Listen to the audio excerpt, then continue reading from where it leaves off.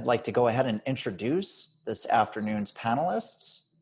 First, we'll be hearing from Ms. Karen Felton, who is our Smart Program Manager. Prior to this role, Ms. Karen Felton served as the Engineering Competency Manager at the Marine Corps Systems Command. Before joining at that role, she worked for over 10 years in private industry. She holds a degree in chemistry from Norfolk State University and a master's degree in chemical engineering from Clarkson University. Ms. Felton will be followed by Dr. Brandon Kochenauer, who's our Smart Deputy Program Manager. Prior to this role, Dr. Kochenauer spent 16 years as a researcher at the Naval Air Warfare Center Aircraft Division in Patuxent River, Maryland, developing laser systems for remote sensing, imaging, and communication in the ocean. Dr. Kochenauer will be followed by Dr. Linda Mullen, who is our mentor this afternoon as part of our mentor-scholar pair. She is a Senior Scientific Technical Manager at the Naval Air Warfare Center Aircraft Division in Patuxent River, Maryland. Dr. Mullen's research focuses on the application of radar technology to optical modulation and detection in underwater laser radar system design. And we'll conclude our speaking presentation with Mr. Nate Furlick, who is our Smart Scholar. Nate is a PhD student at the University of Maryland, College Park, who is studying electrical engineering, and he's currently in phase 1. With that being said, we would like to go ahead and open with a quick poll. So if you can go ahead and respond to this, our initial poll. The poll question is going to be, how did you learn about this smart webinar? Gentlemen, I would like to go ahead and introduce Ms. Karen Felton, our Smart Program Manager. Ms. Felton, over to you. Thank you for that introduction. Good afternoon, everyone. As you've already heard, my name is Karen Felton, and I am the Program Manager for the Science, Mathematics, and Research for Transformation program. Thank you for taking time out of your schedules to join us today for this hour.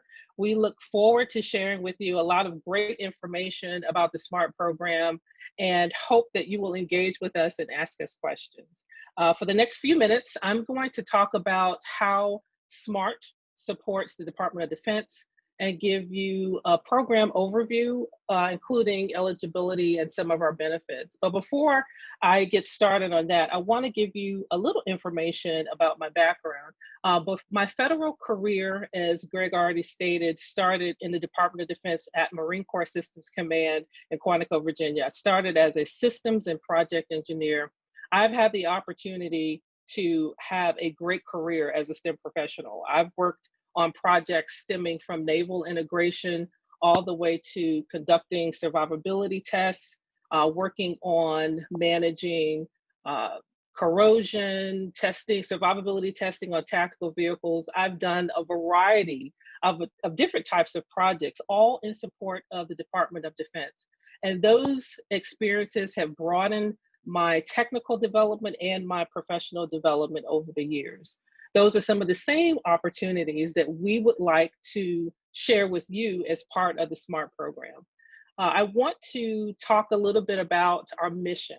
So the SMART program's mission is to increase the Department of Defense workforce with highly skilled scholars in the STEM disciplines like yourself, where you can grow and contribute in innovative advancements in technology that support and protect our nation. The program is an excellent way to support the Navy, the Air Force, the Army, and other DoD installations in meeting their mission and providing your education, your insight, your technology and creativity to solve real-world problems that impact all of us. You may be wondering, how can I become and participate in the SMART program? So I'd like to walk through the eligibility requirements. So first and foremost, you need to be a US citizen in order to apply. You need to be 18 years of age and have a 3.0 minimum GPA. As I mentioned, this is a STEM-based program, so you also need to pursue or want to pursue a degree, one of the 21 approved STEM disciplines. Be able to obtain and maintain a security clearance. and participate in the program for at least a year and a half. Participating in the SMART program offers multiple benefits. What I didn't mention is that we are a scholarship for service program. So the SMART program offers and pays full tuition for up to 5 years. Scholars receive an annual stipend from anywhere from $25,000 to $38,000, depending on your degree pursuit. Summer internships at a DoD facility. This is where you're going to spend, on average, 10 weeks, but a minimum of 8 weeks, a maximum of 12 weeks at a DoD facility or lab, where you're going to get the opportunity to have a real world experience, a work experience in the environment that you are hopefully going to progress in your career. In addition, SMART offers book and health insurance allowances and the benefit of an experienced mentor at your facility. This is really important. None of us take this journey alone, either in education or our career. And what SMART would like to ensure is that you have someone at the DoD facility that's experienced, that's been where you are trying to go, that can guide you on your career, and you get that opportunity. And then, of course, at the conclusion of your degree pursuit, you have an employment, post-graduation employment, where you get to start your career and continue to serve out your service commitment. I'd like to add that we're very proud of the SMART program and excited that we are approaching open season. We are in our 15th year. We started in 2005 and are glad to state that we have a 91% success rate in our scholars completing their service commitment. A lot of this information I know is coming at you fast. Don't worry if you didn't take any notes. We have a website, and we'd like for you at your leisure to visit www.smartscholarship.org and engage with us also on social media. We're on Facebook, Instagram, LinkedIn, Twitter, and YouTube. And we feature several of our scholars that have been through the program so that you can see the benefit of their experience, their exciting opportunities that they have in technology, and what they're doing to support Department of Defense at the various laboratories across the United States. So I hope that this information is going to help you make a decision, hopefully to submit and apply in August 1. I won't continue with any more details. I'm going to turn it over right now to our Deputy Program Manager, Dr. Brandon Kolchenauer, who's going to share with you his unique experience with SMART. Thank you. Thanks, Karen.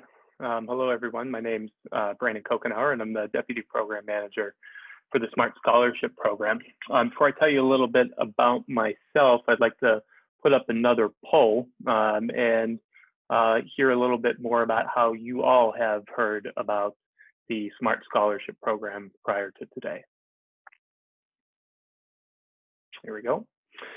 So while everyone is answering that, a little bit about my background. As was mentioned earlier, before coming to the SMART program, I spent about 16 years as an electrical engineer and a researcher at the Naval Air Warfare Center, working basic and applied research in laser communication and laser imaging systems. I am also a product of the SMART Scholarship Program.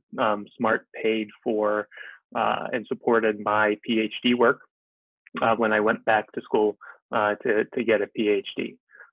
So I have experience with the program both as a scholar, as a mentor later on, as a researcher, and then now as program manager.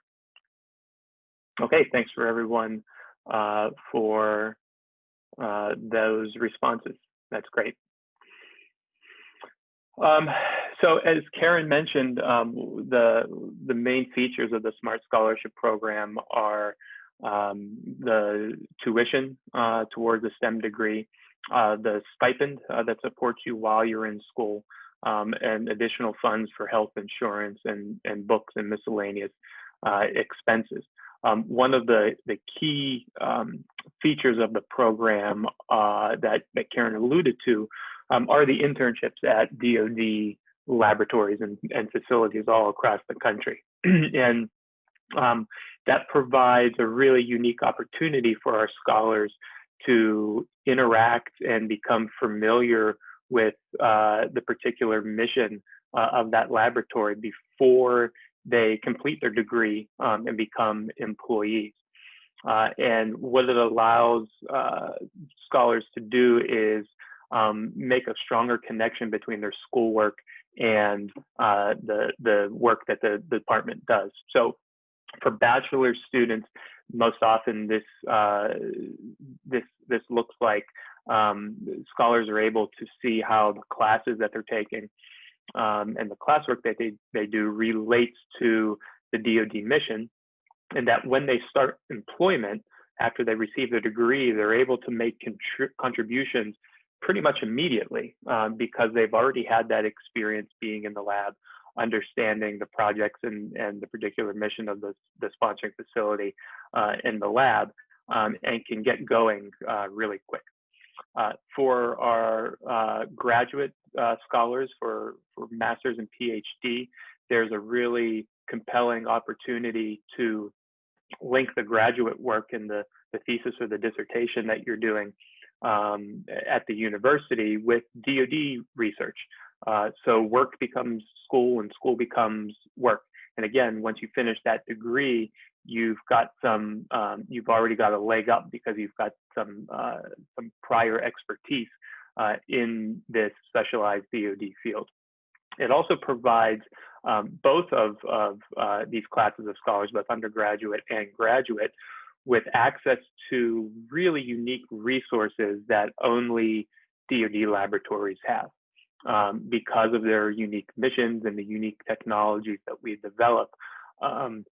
We have laboratory facilities and equipment and test ranges that just don't exist anywhere else. So it's a really unique opportunity for our scholars as students to get hands-on experience with some of these things.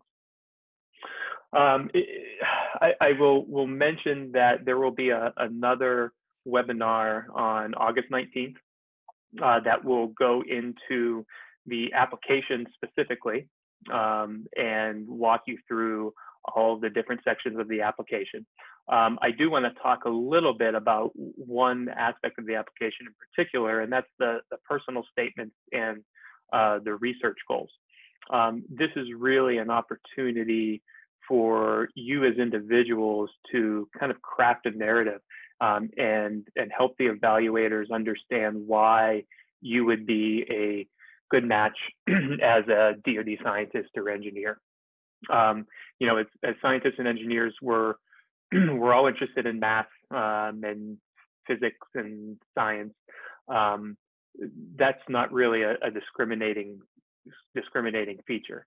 But if you're able to sort of articulate why your interest in a particular field or technology really aligns to a DoD mission, then that's a great way to show that you've done a little bit of homework and that you understand the end goal of the Smart Scholarship Program, which is to recruit top STEM talent specifically to work on DoD technologies. So to the extent that you can do some research, go to our website, www.smartscholarship.org, and you can see our almost 190 sponsoring facilities that we send scholars to. Go learn about different laboratories all across the country, their mission, what they do, and see what resonates with you, and then craft a narrative around how your interests and something that you maybe want to be an expert in really matches with one of those labs. So I have the honor to now introduce one of our smart mentors. She happened to be my smart mentor when I was a scholar. As Karen also mentioned earlier, the mentoring aspect is a really unique piece of the Smart Scholarship because it connects our scholars with top-notch, talented scientists and engineers who are doing the day-to-day work in carrying out the DoD mission.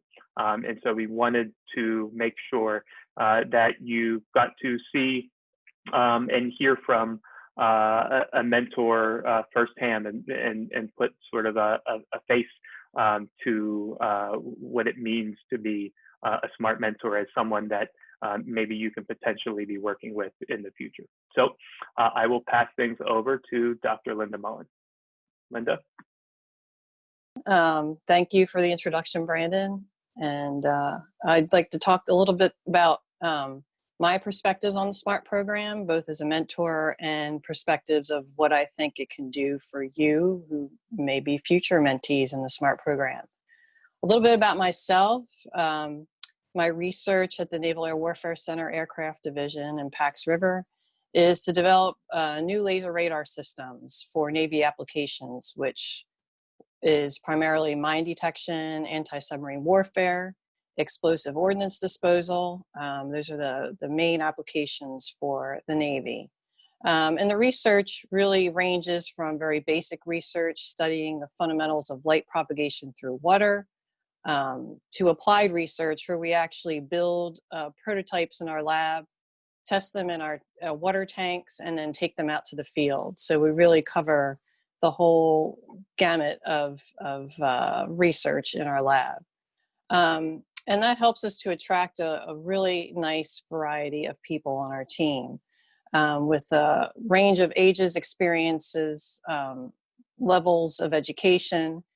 I've been there going on 25 years now, and we have the youngest is a college intern at this point, and so we kind of spread that whole range from college age all the way up to people like me who've been there quite a while. So I mentioned interns, and you'll hear me talk about that a lot. Internships are a talent pipeline. So many of the people who work with us, Brandon included, were interns first. So we got to know them, they got to know us, and it really helps us build our talent pool. So going on to the SMART program, how I've used it and how it has benefited me. I use it as a tool to attract good employees. So look for those very talented people who fit well with our group and encourage them to apply for the SMART scholarship because they will get their education paid for. And it also helps me retain those employees because the SMART program, as Karen mentioned, you do actually get a job and work in the group when you're finished your degree. So I can hire the students when they graduate, and they know us, we know them, and they can really hit the ground running when they're hired. And along with that theme of hit the ground running, because the students spend time in the lab, they know what they're getting into, we know what we're getting when they get hired. So it's really a great opportunity, the SMART scholarship, the internship part of it, that really helps build your career, not only your education, but also your career. And how that also benefits us is we develop relationships with your academic advisors and the faculty at your school, which helps also to develop, again, the talent pipeline. We get recommendations from faculty for people who might do internships or apply for the SMART scholarship.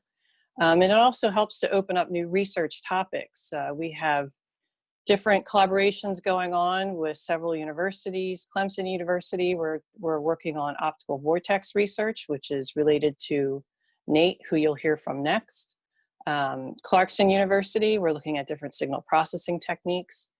University of Maryland, autonomy. So we have access to the experts in these different fields at the universities. So it's not only the students, but also the faculty that we get to connect with via the SMART program.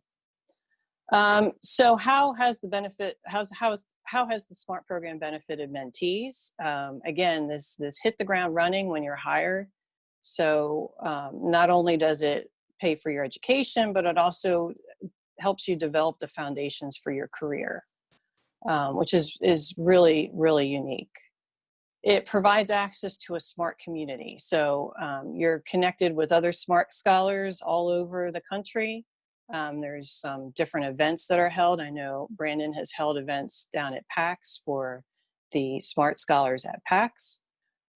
So you really get to feel connected to a bigger community of people that all share this smart scholarship. And finally, especially I know at our facility, being a smart scholar and the graduate of a degree paid through the smart scholarship is a real status symbol. People know how difficult it is to get that scholarship. So when they know that you're a previous smart scholar, it really gets you visibility within the organization, which is a good thing. So finally, I just wanted to give some advice for all of you who may be thinking about applying for the Smart Scholarship. So I've also been an evaluator of the applications. So just a couple things to think about. One is to link up with a DoD facility in your area. Brandon pointed this out. It's really key to help you stand apart from the rest. There are different internships that you can get involved with, summer internships. One is NREIP, Naval Research Enterprise Internship Program, that pays for you to spend the summer at a DoD lab. Again, it's not a smart scholarship. It's just a summer internship, but it helps you get your foot in the door with a DoD facility. And that helps you on that essay part that Brandon also mentioned. If you can really talk intelligently about your experience working at a DoD facility during a summer internship, again, that will really help you stand out from the rest. And talk to your faculty members, talk to your advisors, because many of them have projects with DoD facilities and they could help teach you about the different research opportunities at the DoD facilities. So I talked about the essay. Again, connecting with a DoD facility makes this a lot easier to say how do you want your research to affect the DoD mission. Recommendations, again, if you have one from a DoD facility, that's a great bonus. So if you do a summer internship there at a DoD facility, most likely you can get a recommendation from one of those, one of the people there. And just a kind of minor note, but it can kind of make a difference. Volunteering, there is a section on volunteering. Don't just leave that blank. Think about ways that you volunteered in your community, at your school. Look for opportunities to do so that you don't leave a part of the application blank. I've seen that happen many times where they've fallen below the line just because they leave things blank. So hopefully that gives you an idea from a mentor's perspective on what the SMART program is, how it benefits the mentor, the mentee, and some tips for all of you who are thinking about applying for the SMART scholarship. So next you're going to hear from Nate. Nate was an intern in our lab under this NREIP internship program. And we thought very highly of him and his capabilities and his potential. We encouraged him to apply for the SMART scholarship, and here we are. So Nate, take it away. Thank you for the introduction, Dr. Mullen. Very kind of you. So as you already heard, I'm a SMART scholar in Phase 1, currently pursuing a PhD in electrical engineering at the University of Maryland College Park, and performing research with using the orbital angular momentum of light for laser radar, laser sensing, and those capabilities underwater. So a few things that I'm going to touch on from the mentee side of the SMART scholarship are going to be, I'm going to discuss the application a little bit, at least from how it was for me to fill it out. Not all the specifics, as Greg mentioned earlier. There's another meeting on August 19th at 1 p.m., but there's more information about that online, and we'll discuss that later. And then move into what it's like working with a DoD mentor, in this case, Dr. Mullen. And yeah, so the first part for the application, as Brandon and Dr. Mullen had mentioned before, when you do the recommendations, one key thing is make sure that you leave your or people recommending you at least 3 to 4 weeks ahead of time. There's the Smart Scholarship website where you apply. There's a lot of good, or the email portal is really helpful for the people that you want for the recommendations. So that's a very good perk about it. And make sure to put a lot of effort into the scholarship. When you're applying for scholarships, don't copy and paste things. Just make sure it's unique to the SMART program. Because if we're filling out a lot of applications, you don't want to be copy and pasting stuff. So that's one key thing. That's really all I have to say about the application part of it. But for my experience in the program, one key thing is the administration. So when you're in the program in phase 1, the administration is very great. You can email the people that run the SMART program, and you can really get a lot of feedback quickly. So if you have problems with maybe getting financial proof of your financial support, they're very quickly at getting back at that. If you have problems with the handbook or guidelines, they're very quick at getting back, and they always keep you updated among the smallest things, such as link changes or problems with the website. And the website itself, when you're in the program, it's very, very helpful. And there's no problems I've ever had with any of the administrative components of the scholarship. So I want to point that out, that when you're in the program administratively, you have a lot of support and people that really are out there caring for you at all times. And they're very quick to respond no matter what problem you may have. The next part is the mentor-mentee relationship. So the research that I'm performing at UMD lines up with the work that Dr. Mullen does. And this is one of the biggest aspects of the scholarship to me, is that if you're able to align your research with a DoD lab, it opens many doors to possible applications, equipment, and a bigger support group other than your research group at your university. And this has by far been the biggest thing helping me, is that instead of just having your group, you now have many more people that, can check your work regarding if you're writing papers, if you've got questions, if you've got applications in mind. They can talk about the viability of your ideas, and they're always there to support you if you need help with a problem. So if there's something that maybe your advisor can't answer, your DoD mentor can help answer those questions. The next part is the internships that you have to complete every summer.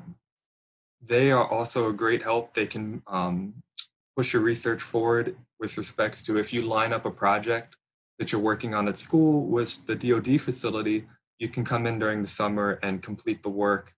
And there's no catches to it. You just come in, you complete the work, and it's able to benefit you for degree progress and the DoD facility. And in the end, you're going to be working at your sponsoring facility after you graduate. So the work that you're completing then will carry over into your work completed later.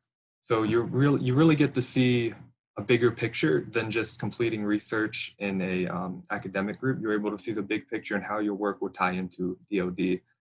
And that to me is one of the biggest benefits of the program. Besides the financial support, which is very generous, the knowledge and the support group you have, it's never gonna hold you back in any way. The other key thing is that, as Dr. Mullen had mentioned, it allows you to connect with other SMART scholars. So people that are going through similar experiences to you or have similar problems. So it's another place you can connect with people. And that's all I have to say. So we'll hand it back to Greg to start our Q&A session today.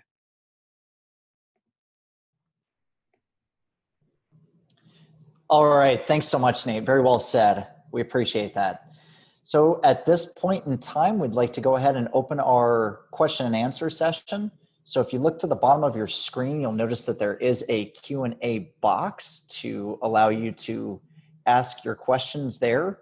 Just a reminder, it looks like we're having a lot of questions that are filtering in this afternoon, which is great. If we don't have an opportunity to answer your specific question, please feel free to reach out to smart@smartscholarship.org. Again, that's smart@smartscholarship.org, and we'd be more than happy to answer your question through that inbox. So with that being said, we'll go ahead and open our Q&A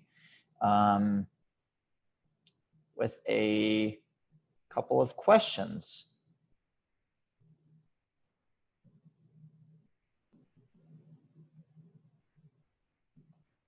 All right, so I'm just filtering through some of them. Looks like the first question that we have is, how long is the post-graduation commitment? Nate, would you like to go ahead and take that one? Yeah, sure. So the post-graduation commitment depends on how many years you're going to be supported for. So let's say you get a SMART scholarship for 4 years and it takes you 4 years to complete your program, then you have to give back 4 years to DoD as a DoD employee.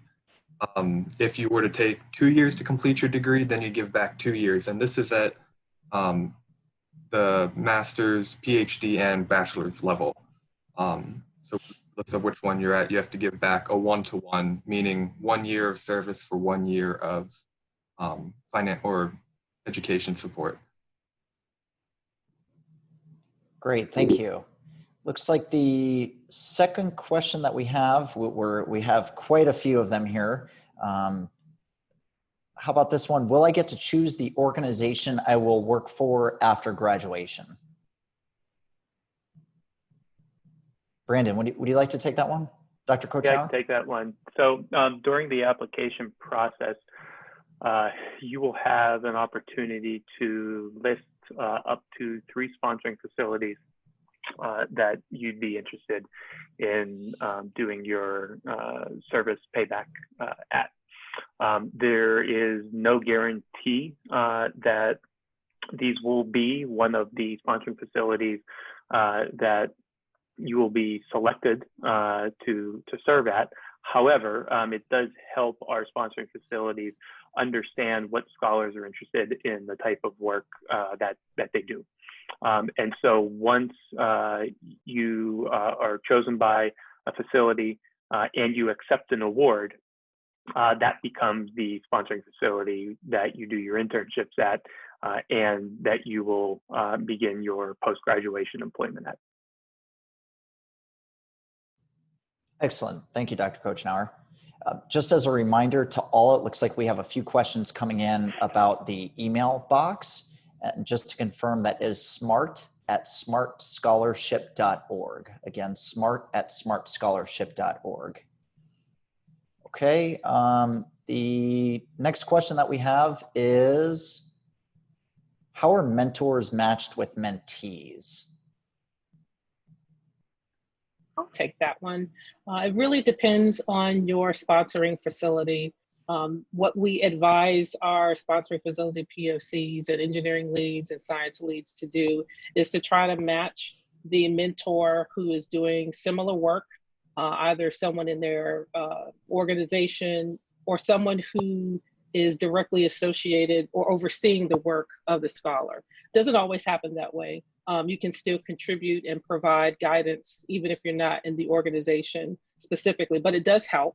One, you are able to see that person day to day, ask questions about the type of work that you're doing, because that person is would most likely be the expert in the organization. So that is determined by your sponsoring facility, and typically you all are in the same organization so that you can have that community, that you can have access to that person during your internship and when you actually start your service commitment.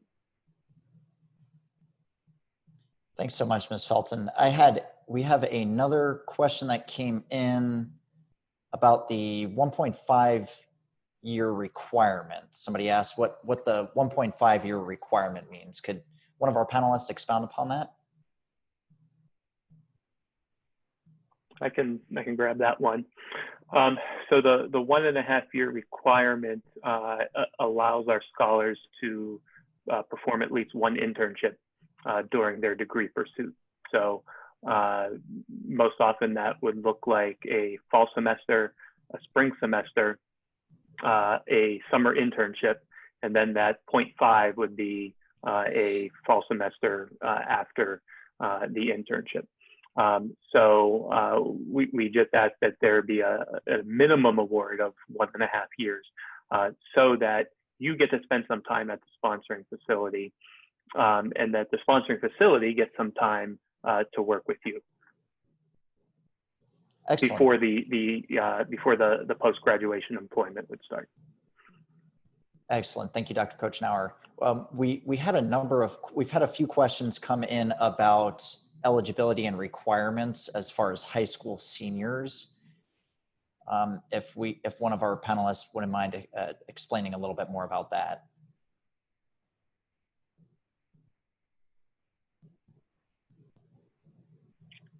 I could jump in with that one too. Okay. So to apply for the SMART program, we require that students do have at least a year of college credits to their name. We typically do not accept applicants from high school students, except in rare occasions where that student has also accumulated college credits while still in high school. But for the majority of our applicants who are pursuing bachelor's degrees, they are applying during their freshman year, in that first semester in their freshman year between August and December, so that when they're awarded in the spring, they would begin their SMART scholarship starting their sophomore year. Great, thank you. We have a question now from Betsali. It looks like question is, what if I attend graduate school and summer courses are mandatory? How will that affect the summer internship aspect? Oh, I'll take that one. So you have a minimum of 8 weeks to participate in your internship. And what we have asked is for every scholar to sort of plan out your summer. So you know up front when you apply that you're going to have at least you're going to have a summer internship. If possible, we ask that you be flexible and potentially schedule coursework to occur before or at the beginning or the end of the summer. So again, the requirement is 8 to 12 weeks. So if 8 weeks would allow you to take your coursework, then we would definitely recommend you do that. But it's definitely going to have to be a situation where you're going to schedule, your coursework and then hopefully have enough time to complete your internship as well. Thank you, Karen. Looks like we have a question from John O'Keefe asking about medical or physical fitness requirements for the program. Are there any medical or physical fitness requirements for this program? Nate, do you want to answer that one? No, there's no requirements in that regard. The only thing that would be medical related is they give a little bit of a stipend, about $1,000 for medical insurance every year. Yeah, just to follow up on Nate's response, we are, this is not a military service program. This is for employment as a civilian, researcher, scientist, or engineer. So there are no physical fitness requirements. Excellent, thank you both. How about, we have an additional question that asks, do past applications factor in at all to your current application? I'll take that one. So by the word factor in, I presume that question means, do you potentially have an advantage per se in applying next year, the following year, if you're not accepted? What I will answer is that if you are not accepted your first year, we please encourage you to apply again. What that does for you is it gives you the opportunity to, one, have experience between the program year.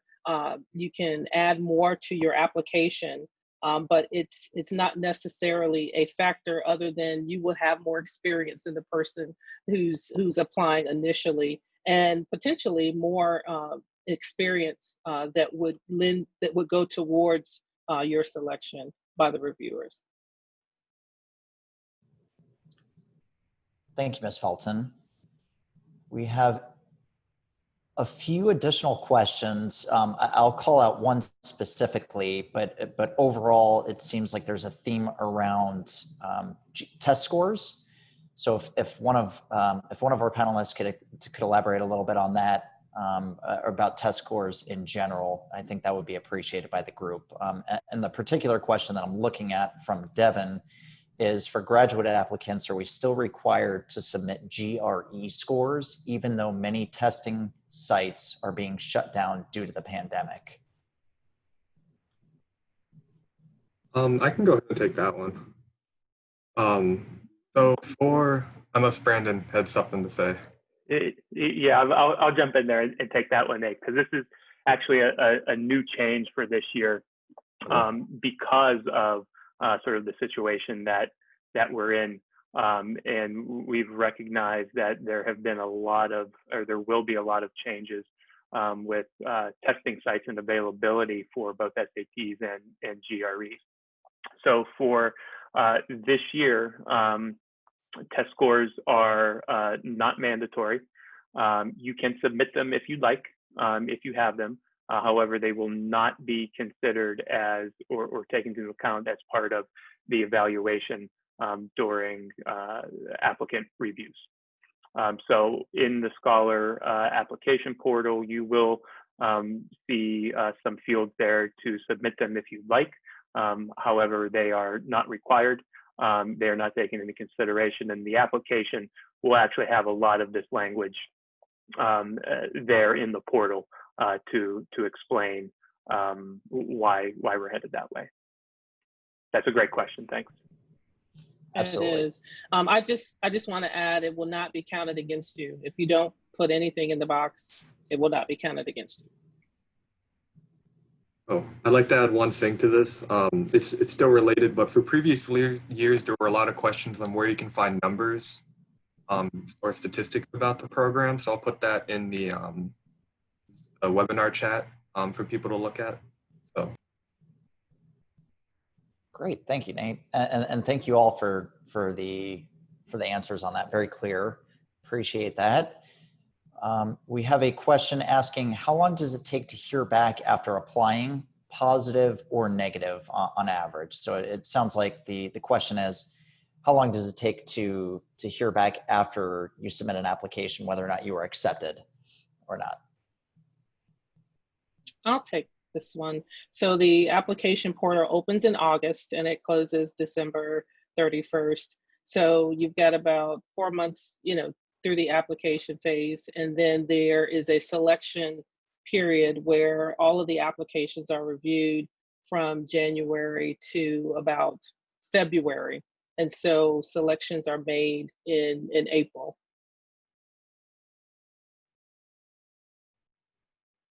So there's a lot that happens actually in between that. So let me clarify. So after the sponsoring facilities go in and make their selections, there is a process by which the scholars are contacted and spoken to by the sponsoring facilities, and then a period after that those selections are made. So that's about, I want to say, 6 to 7 months. Brandon, my timing right? I think so, yeah. So there is a period of time between when the portal ties up, and then we do evaluations. The sponsoring facilities then go in and make their selections, and then we usually make awards in mid-April.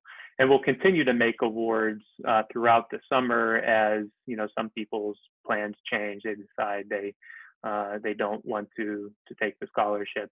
And we're able to make some additional awards as we go into the summer. But the majority are made in mid-April.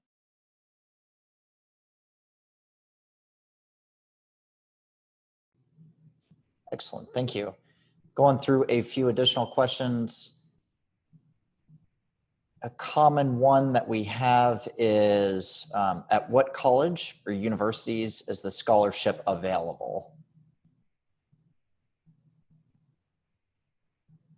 I would say the scholarship is available for any four-year institution. So you can apply at any institution. It's not restricted. Okay. Now, I will qualify that by saying there are, I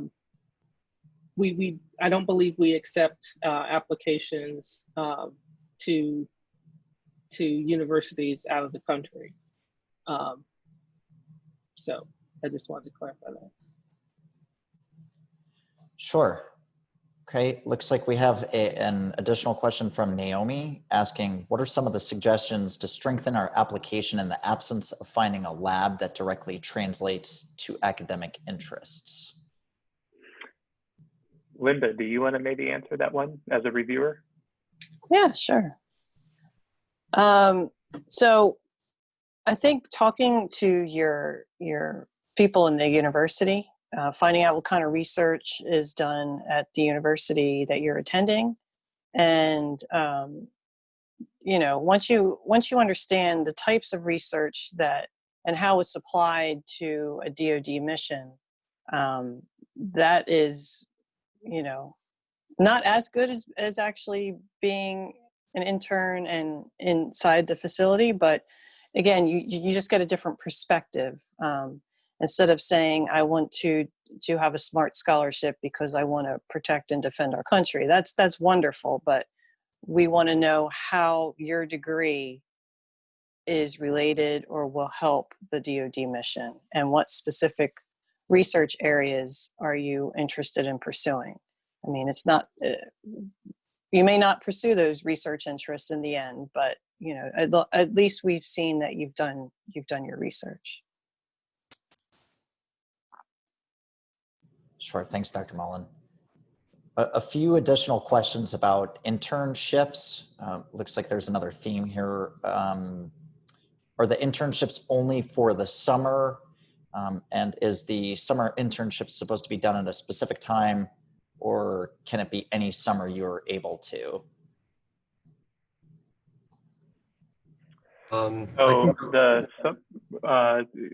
Well, actually, Nate, go ahead. You can answer some of this. You've got some experience, so I'll follow up after you. Okay. I was going to say, you have to do one internship every year, mainly during the summer, but the program does offer, depending on your situation, you can do off-rotation internships, which would be in the spring or fall. They still have to be between 8 and 12 weeks, and details have to be worked out explicitly between you, the point of contact at your sponsoring facility, and the SMART program office. Assuming all of that's acceptable, then you can do an off-rotation internship, but generally you do them every summer during your SMART program, or during your, yeah.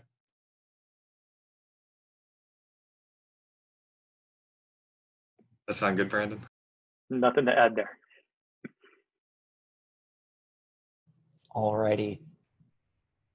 Number of questions as well coming in about security clearances. And do you have to get a security clearance to work at a DoD lab?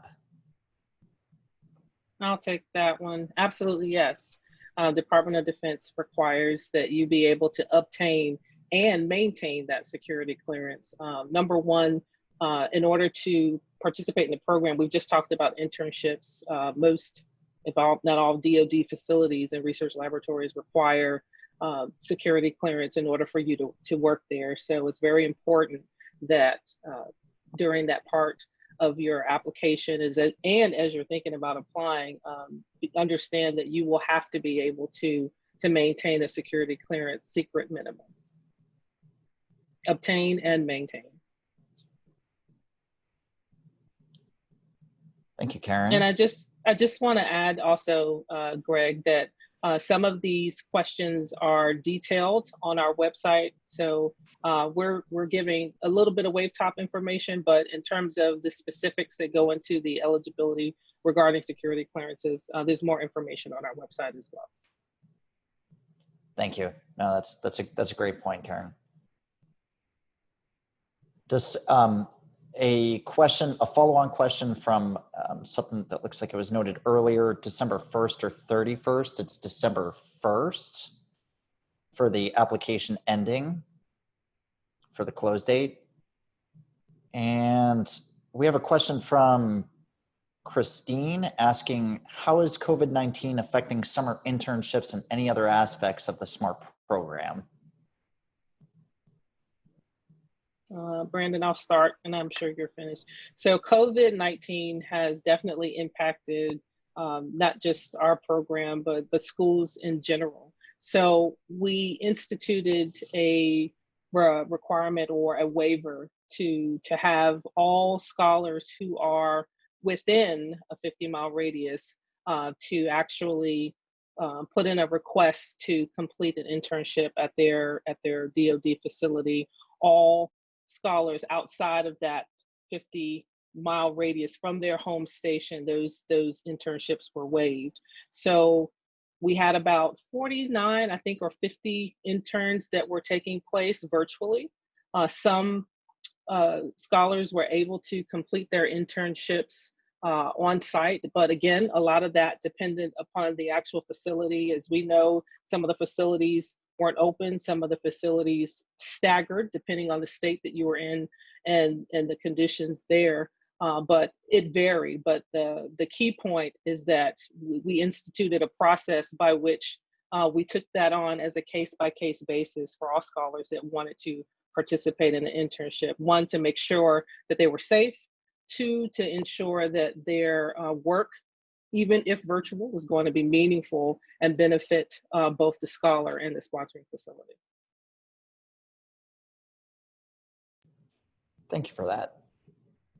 We have another question from Imelda asking, can current civilians apply? And if so, do you get the stipend or your current salary? I can take that one because I actually participated in the program as a civilian scientist and engineer. And so to answer your first question, yes, current DoD employees can participate in the SMART scholarship program. To answer your second question, no, your SMART stipend typically does not make up your entire current salary. Typically, it's probably about half, maybe a little bit less. And so what a lot of sponsoring facilities try to do is work with a scholar to find some ways to supplement the rest of their salary with other projects that are going on in the lab. It's not a guarantee, and it takes a lot of coordination and communication between you and your existing management structure to make that arrangement. But a lot of sponsoring facilities, if they see the benefit of investing in you and your advanced degree and coming back and making an impact, will be hopefully willing to find a way to support that other portion of your salary. So that, again, work becomes school and school becomes work, so that what you're maybe doing at the university directly translates into some kind of current benefit for them in a given project at any given moment.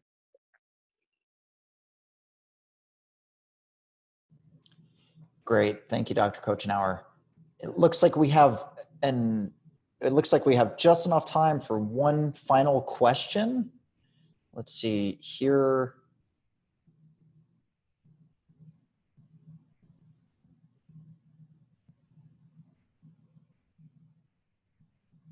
Are applications from non-DoD employees versus DoD employees who are already employed at a sponsoring facility evaluated differently?